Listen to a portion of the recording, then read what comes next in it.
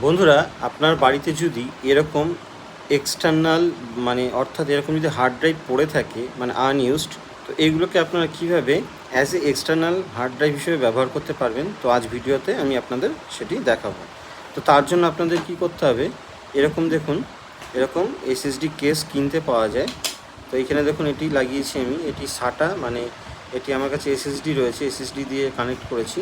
তো আপনারা চাইলে হার্ড ড্রাইভ যদি এরকম ছোট হার্ড ড্রাইভ থাকে তাহলে কিন্তু আপনি এর সাথে কানেক্ট করতে পারেন। তো এটা আমার কাছে যেটি রয়েছে এটি 2.5। তো আপনারা চাইলে বড় যে হার্ড ড্রাইভ থাকে তারও কেস কিন্তু কিনতে পাওয়া যায়, কিন্তু তার জন্য আলাদা অ্যাডাপ্টারের প্রয়োজন হয়।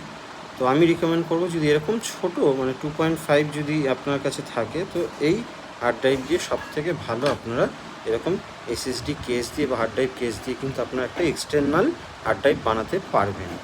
এতে মাত্র আমার খরচা হয়েছে 200 থেকে 250 টাকা। তো এই অনলাইনে পেয়ে যাবেন।